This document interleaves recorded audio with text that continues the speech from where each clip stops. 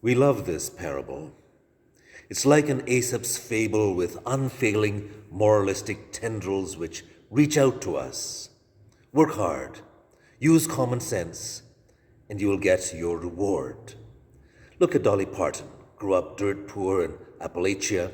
Her father was a sharecropper and she was one of 12 children. Her guitar was a homemade contraption, but her grandfather, a Pentecostal pastor, had her sing in church. She worked hard at writing songs, and soon she was singing them, and the rest is history. Or you may remember Phyllis Diller. She was on the Muppet Show, and she was a house cleaner till about 38.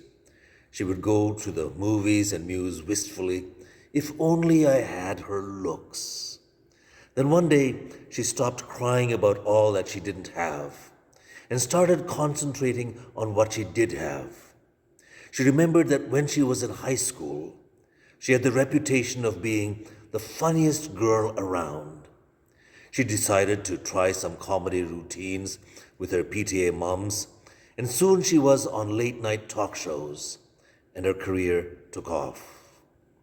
Work hard, use your gifts, and the world will treat you well. And sometimes it works out that way. Or we might move to the end of our parable and look at the predicament of the hapless man with only one talent. He buried it. He thought he was being safe, but he lost everything.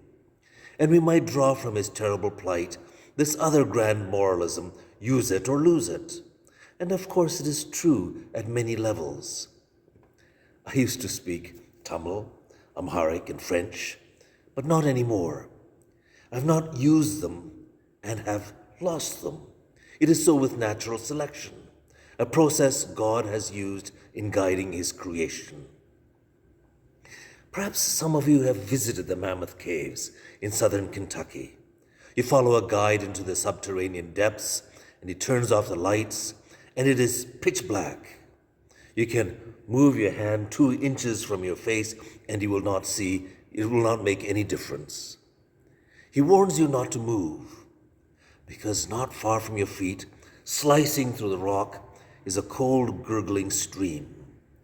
What is shocking is that it is alive with fish, small, tiny fish. And at first, you may think these fish have suffered radiation poisoning because their eye sockets are empty.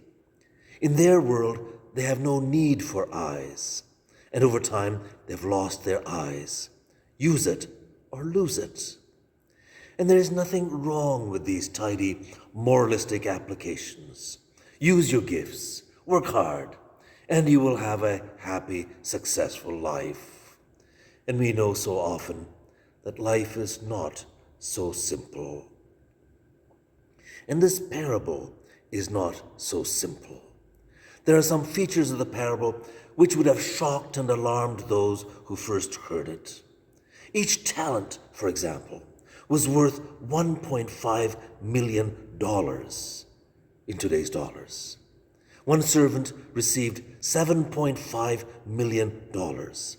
Another received $3 million. And the third received $1.5 million. Who invests in their servants with those outrageous amounts?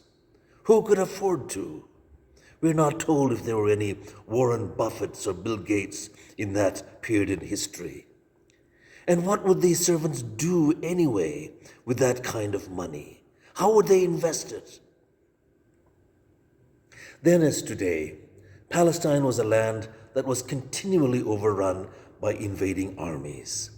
The rabbi said that the safest thing to do is to bury your money. And that is exactly what one man did with his talent. It was the prudent, conservative thing to do. At the time Matthew was written, the smart and sensible thing to do would be to take a short break from Christianity. Those Christians, in holding on to their faith, were risking their very lives. Last Sunday, we looked at the context of Matthew and noted that it was probably written at the time of Domitian, who took delight in putting Christians to death. And in holding on to their faith, they were taking the risky position of being followers of Jesus Christ. Now, we don't know how the 5-talent person and the 2-talent person, how they were able to double their money. That is really not the point. They were willing to risk for the sake of the Master, and that is what won high praise. And we can ask ourselves, what risk will we take in being a faithful follower of Christ? You see, our lives are safe. What tomorrow will bring is predictable. And we can ask ourselves, what is risky for us in today's world? The risk and challenge is to commit everything we have and are into the hands of God and live by the high standards of Jesus Christ. That would be risky living. It is to love people, not things. It is to face and respond to the huge issues of our time, racism, poverty, hunger, and not look away. It is to risk being on the right side of history. And if you don't take that risk, like that poor 1-talent man, in trying to save yourself, you will lose everything. Grace and salvation in Jesus Christ leads you to become a risk taker. We take risks because we believe it is God's world and that He has the final say. We take risks because Christ has already triumphed. We take risks when you side with truth and justice. We take a risk when you give generously for the poor in Cuba or wherever they may be found. In an increasingly secular world, you're taking a risk when you say the most important thing in your life is to be a follower of Jesus Christ. You take a risk when you speak of God's kind of love as the answer to the world's problems. I wonder if you know of Michael Curry.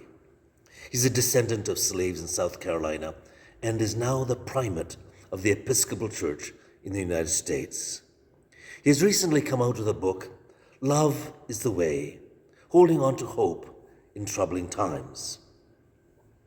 And he speaks of hardships in his own life, of loss and grief, as he sought to find his way in a derided black world.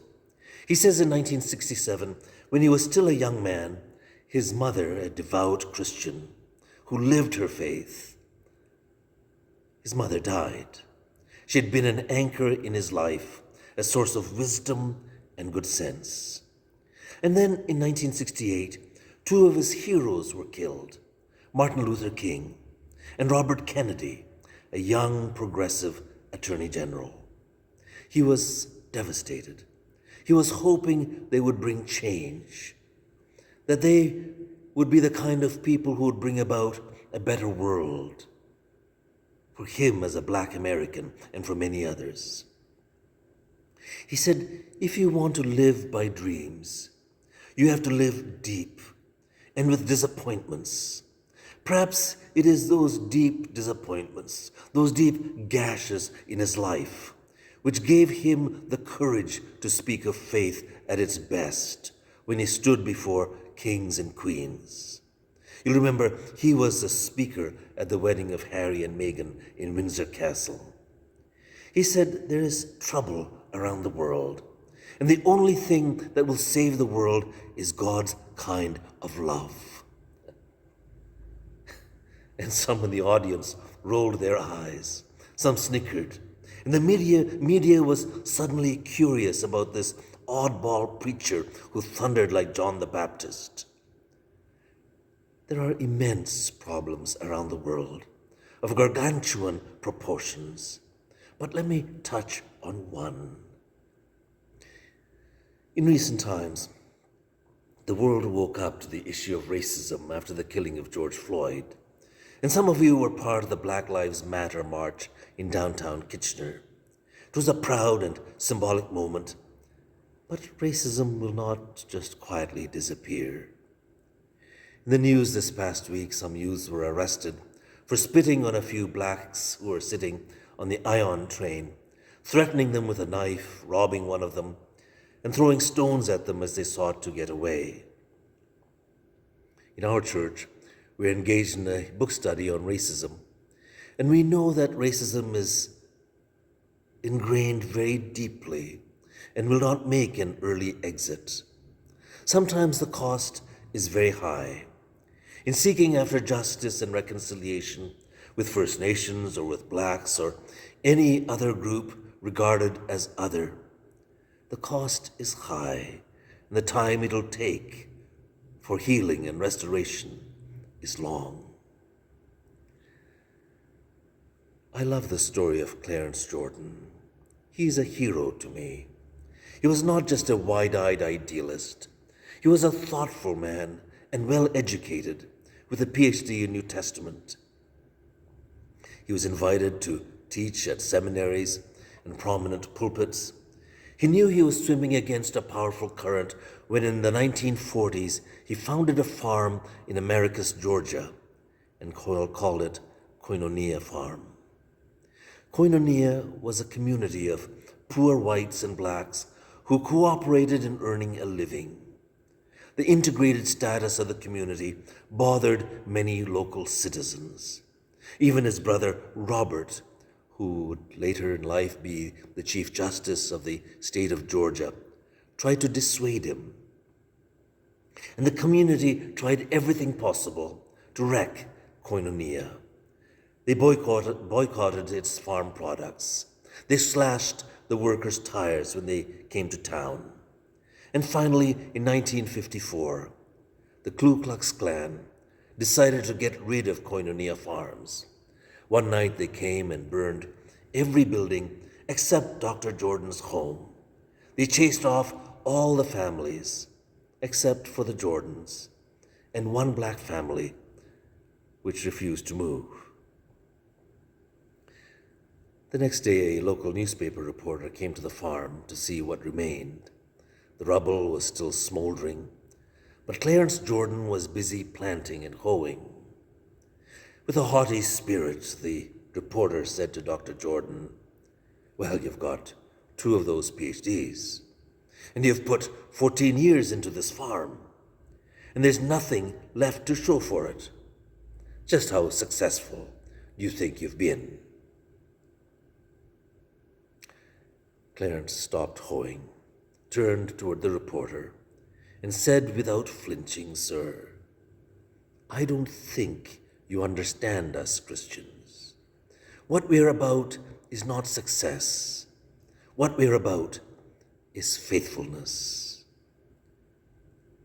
Yes, when I think of Clarence Jordan, I think that is risky living. As far as I am concerned, he was a 5-talent man, and he said, "I'm all in," and doubled the master's investment. When he died of a heart attack in his late 50s, he heard these words, "Well done, good and faithful servant. Enter into the joy of your master."